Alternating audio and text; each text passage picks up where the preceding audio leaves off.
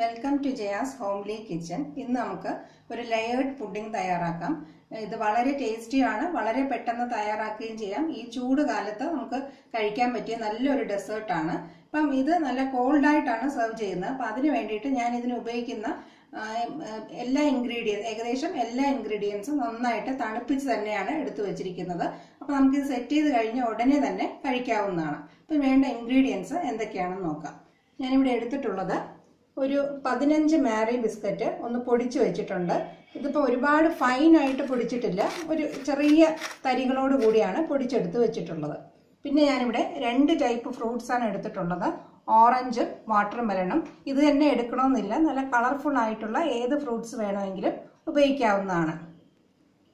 അപ്പോൾ ഇതിന് പകരമായിട്ട് നമുക്ക് ഗ്രേപ്സ് ഉപയോഗിക്കാം, പൈനാപ്പിൾ എടുക്കാം, സ്ട്രോബെറി എടുക്കാം. ഏതാണോ അവൈലബിൾ ആയിട്ടുള്ളത് അത് നമുക്ക് ഉപയോഗിക്കാവുന്നതാണ്. ഓറഞ്ച് ഞാനതിൻ്റെ കുരുവും മുകളിലത്തെ ഈ വെള്ള പാടയൊക്കെ മാറ്റിയിട്ട് ചെറിയ പീസായിട്ട് ഇങ്ങനെ നന്നായിട്ട് എടുത്തു വെച്ചിട്ടുണ്ട്. നമുക്കിങ്ങനെ കഴിക്കുമ്പം അതിൻ്റെ യാതൊരു ബുദ്ധിമുട്ടും ഇല്ലാത്ത രീതിയിൽ നന്നായിട്ട് നമുക്ക് എടുത്ത് തന്നെ കഴിക്കാൻ പറ്റുന്ന രീതിയിലാണ് ഇങ്ങനെ റെഡിയാക്കി വെച്ചിരിക്കുന്നത്. പിന്നെ എടുത്തിട്ടുള്ളത് വാട്ടർമെലനാണ്. വാട്ടർമെലനും ഇതുപോലെ കുരുവെല്ലാം മാറ്റി കുറച്ച് ചെറിയ പീസായിട്ട് കട്ട് ചെയ്ത് വെച്ചിട്ടുണ്ട്. നമ്മളിപ്പോൾ സ്ട്രോബെറിയാണ് ഉപയോഗിക്കുന്നതെങ്കിലും ഇതുപോലെ ചെറിയ പീസായിട്ട് കട്ട് ചെയ്ത് വെക്കുക. പൈനാപ്പിളോ നല്ല പൾപ്പി ഗ്രേപ്സ് ഉണ്ടെങ്കിൽ അത് ഉപയോഗിക്കാം. അപ്പോൾ ഏതാണോ നല്ല കളർ കോമ്പിനേഷനായിട്ട് വരുന്ന ഫ്രൂട്ട്സ് എടുക്കാനായിട്ട് ശ്രദ്ധിക്കുക. ഇതിൻ്റെ കൂടെ ഡെക്കറേഷന് വേണ്ടിയിട്ട് ഞാൻ കുറച്ച് ചെറി എടുത്തിട്ടുണ്ട്.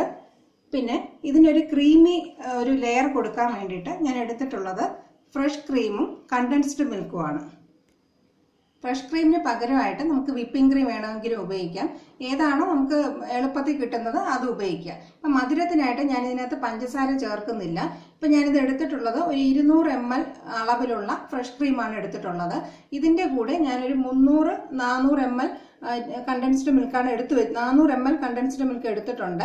മധുരത്തിനനുസരിച്ച് ചേർത്ത് കൊടുക്കുക. അപ്പോൾ നമ്മൾ കൊച്ചുകുട്ടികൾക്ക് വേണ്ടി തയ്യാറാക്കുന്നതെങ്കിൽ ഇത്രയും തന്നെ കണ്ടൻസ്ഡ് മിൽക്ക് ചേർത്ത് തയ്യാറാക്കാവുന്നതാണ്.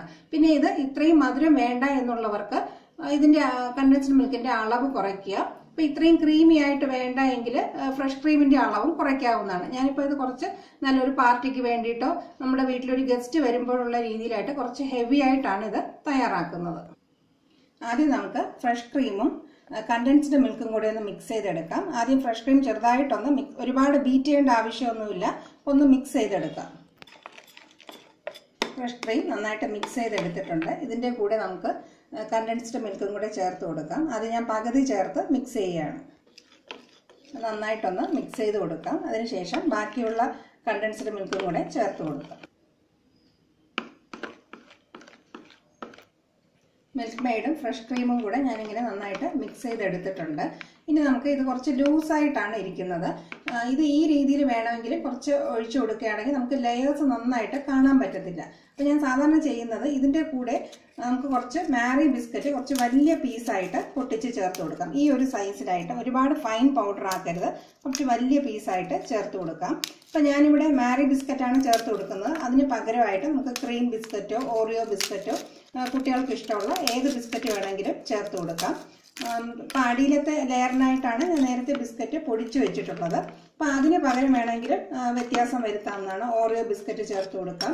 ഇതിൻ്റെ കൂടെ കുറച്ച് വേഫേഴ്സ് ഡെക്കറേഷന് വേണ്ടിയിട്ട് ഉപയോഗിക്കാവുന്നതാണ്. അപ്പം ഞാൻ ഇന്ന് അതൊന്നും ചേർക്കുന്നില്ല. ഇതിൻ്റെ കൂടെ കുറച്ചും കൂടെ ബിസ്ക്കറ്റ് പീസ് ചേർത്തിട്ട് കുറച്ചൊന്ന് തിക്കാക്കി എടുക്കുകയാണ്. ബിസ്ക്കറ്റ് ചേർക്കുമ്പോൾ ഒരുപാട് ചെറിയ പീസും ആക്കണ്ട, ഒരുപാട് വലിയ പീസും ആക്കണ്ട. ഒരു ബിസ്ക്കറ്റിനെ ഒരു 5-6 പീസായിട്ട് ചേർത്തെടുക്കുക. ഇങ്ങനെ മിക്സ് ചെയ്ത് ഒരു 2-3 മിനിറ്റ് നമുക്കൊന്ന് മാറ്റി വയ്ക്കാം. ഞാനിപ്പോൾ ഏകദേശം ഈ മിൽക്ക് മെയ്ഡും ഫ്രഷ് ക്രീമും ചേർത്ത് വെച്ചതിൽ ഒരു 20 ബിസ്ക്കറ്റോളം ചേർത്തിട്ടുണ്ട്. ഈ ഒരു കൺസിസ്റ്റൻസി ആകുന്നത് വരെ ബിസ്ക്കറ്റ് ചേർത്ത് കൊടുക്കുക. നമുക്ക് ഒരുപാട് ലൂസായിട്ടും വേണ്ട, ഒരുപാട് തിക്കായിട്ടും വേണ്ട. ബിസ്ക്കറ്റ് പൊടിഞ്ഞ് മാവ് പോലെ ഇതിൻ്റെ കൂടെ ചേരാനും പാടില്ല. നമുക്ക് കഴിക്കുമ്പം ഇടയ്ക്കിടയ്ക്ക് കടിക്കുന്ന രീതിയിൽ കിട്ടുകയും വേണം. അപ്പോൾ ആ ഒരു രീതിയിൽ ഇങ്ങനെ മിക്സ് ചെയ്ത് വെക്കുക. മിക്സ് ചെയ്ത് ഒരു 2-3 മിനിറ്റ് മാക്സിമം വയ്ക്കുക. അത് കഴിഞ്ഞ ഉടനെ തന്നെ നമുക്ക് സെറ്റ് ചെയ്ത് തുടങ്ങാം. ഇതുപോലത്തെ ഒരു ടോൾ ഗ്ലാസ്സിൽ സെറ്റ് ചെയ്യുന്നതാണ് നല്ലത്. ഈ ഒരു സൈസുള്ള ഗ്ലാസ് ആകുമ്പോൾ നമുക്ക് ഇൻഡിവിജ്വൽ സെർവിംഗ് ആയിട്ട് കൊടുക്കുകയും ചെയ്യാം. കഴിക്കുന്നവർക്ക് അത് സൗകര്യമായിരിക്കും. കൊച്ചുകുട്ടികൾക്ക് വേണ്ടിയിട്ടാണെങ്കിൽ കുറച്ചും കൂടെ ചെറിയ സൈസിലോ ഓരോരുത്തരുടെ ഇഷ്ടത്തിനനുസരിച്ച് ഇതുപോലത്തെ ഗ്ലാസ് ഉപയോഗിക്കാവുന്നതാണ്. അപ്പോൾ ഇതിൻ്റെ ആദ്യത്തെ ലെയറായിട്ട് ഏറ്റവും താഴെ നമുക്ക് ഇട്ട് കൊടുക്കേണ്ടത് കുറച്ച് ബിസ്ക്കറ്റ് പൊടിച്ചതാണ്. അപ്പോൾ അത് ഏകദേശം ഒരു 1-2 ടീസ്പൂൺ ഇട്ട് കൊടുക്കുക. എന്നിട്ട് അത് ചെറുതായിട്ടൊന്ന് ലെവൽ ചെയ്ത് കൊടുക്കുക. ഇനി അതിൻ്റെ മുകളിലായിട്ട് നമ്മുടെ ഈ ബിസ്ക്കറ്റിൻ്റെ കൂട്ട് കുറച്ച് ഇട്ട് കൊടുക്കാം. കുറച്ച് ഇട്ട് കൊടുത്തിട്ട് ഒന്ന് ലെവൽ ചെയ്ത് കൊടുക്കുക, എല്ലാ സൈഡിലും ഇത് കിട്ടുന്ന രീതിയിൽ. ഇത്രയും മതി. ഞാനിപ്പോൾ ഏകദേശം ഒരു 2 വലിയ സ്പൂൺ ഇത് ചേർത്ത് കൊടുത്തിട്ടുണ്ട്. ഇനി ഇതിൻ്റെ മുകളിലായിട്ട് നമുക്ക് ഏത് ഫ്രൂട്ട്സ് വേണമെങ്കിലും ചേർത്ത് കൊടുക്കാം. അപ്പം ഞാനിവിടെ 2 ഫ്രൂട്ട്സ് ഉപയോഗിച്ചിട്ടുള്ളൂ, 3 വേണമെങ്കിലും ഉപയോഗിക്കാം. ഞാൻ ആദ്യം വാട്ടർമെലനാണ് ചേർത്ത് കൊടുക്കുന്നത്. വാട്ടർമെലൻ ചേർത്ത് കൊടുത്തിട്ടും ചെറുതായിട്ടൊന്ന് സ്പൂൺ വെച്ച് ലെവൽ ചെയ്ത് കൊടുക്കുക. ഇനി ഇതിൻ്റെ മുകളിലായിട്ട് നമ്മൾ ബിസ്ക്കറ്റിൻ്റെ കൂട്ട് തയ്യാറാക്കി വെച്ചിരിക്കുന്നത് ഒഴിച്ചു കൊടുക്കുക. ബിസ്ക്കറ്റ് ചേർത്ത് കൊടുത്തിട്ടുണ്ട്. ഇതിൻ്റെ മുകളിലായിട്ട് നമുക്കിനി കുറച്ച് ഓറഞ്ച് ചേർത്ത് കൊടുക്കാം. ഓറഞ്ചും കൂടെ അതിൻ്റെ മുകളിലായിട്ട് വെച്ച് കൊടുത്തിട്ടുണ്ട്. ഇനി നമ്മൾ ഈ ബിസ്ക്കറ്റ് കൂട്ടിൽ നിന്ന് കുറച്ച് ക്രീമി ആയിട്ടുള്ളത് മാത്രം എടുത്ത് ബിസ്ക്കറ്റ് ഇല്ലാതെ അതിൻ്റെ മുകളിലായിട്ട് കുറച്ചിങ്ങനെ ഒഴിച്ചു കൊടുക്കാം. ഇനി ഏറ്റവും മുകളിലായിട്ട് നമുക്കൊരു ചെറി വെച്ച് കൊടുക്കാം. ഇങ്ങനെ 2-3 ലെയറായിട്ട് പല കളറായിട്ട് നമുക്ക് കാണാം. ഓറഞ്ചും വാട്ടർമെലൻ്റെ റെഡും ഈ കുറച്ച് ക്രീമി ആയിട്ടുള്ളതും മുകളിൽ ഒരു ചെറിയും വെച്ചിട്ടുണ്ട്. അപ്പം ഇതിൽ തന്നെ ഓരോരുത്തരുടെ ഇഷ്ടത്തിനനുസരിച്ച് വ്യത്യാസം വരുത്തുക. അപ്പം ഞാനിതിൻ്റെ കൂടെ ബിസ്ക്കറ്റ് ചേർത്തതിന് പകരമായിട്ട് നമ്മൾ വിപ്പിംഗ് ക്രീം ആണെങ്കിൽ ബിസ്ക്കറ്റ് ചേർക്കേണ്ട ആവശ്യമില്ല. നല്ല ക്രീമി ആയിട്ട് അങ്ങനെ തന്നെ വയ്ക്കുകയാണെങ്കിൽ ഒരു വൈറ്റ് ലെയറായിട്ടായിരിക്കും ഇത് കാണുന്നത്. ഇതിപ്പോൾ ഞാൻ ബിസ്ക്കറ്റ് ചേർത്തത് കൊണ്ടാണ് ഈ ഒരു ലെയറിൽ വരുന്നത്. അപ്പോൾ നമ്മൾ ഒരുപാട് പേർക്ക് കൂടുതൽ പേർക്ക് വേണ്ടി തയ്യാറാക്കുന്ന സമയത്ത് നമ്മളിങ്ങനെ ബിസ്ക്കറ്റ് ചേർക്കുകയാണെങ്കിൽ കുറച്ചും കൂടി അത് എക്കണോമിക്കലായിരിക്കും.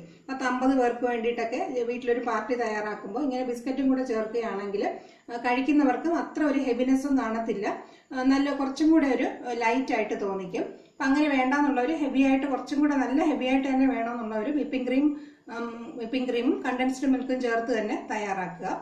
ഫ്രൂട്ട്സിൻ്റെ കാര്യമാണെങ്കിലും ഒരുപാട് വ്യത്യാസം വരുത്താവുന്നതാണ്. ബിസ്ക്കറ്റും ഏത് വേണമെന്നുള്ളതിലും വ്യത്യാസം വരുത്തുക. ഇങ്ങനെ നല്ല കളർഫുൾ ആയിട്ടുള്ള ഒരു ഡെസേർട്ട് തയ്യാറായി കഴിഞ്ഞു. ഇതെല്ലാവരും ഒന്ന് ട്രൈ ചെയ്ത് നോക്കുക. കുട്ടികൾക്ക് ഇത് എന്തായാലും തീർച്ചയായിട്ടും ഇഷ്ടപ്പെടുന്ന ഒന്നായിരിക്കും. Thank you for watching my video.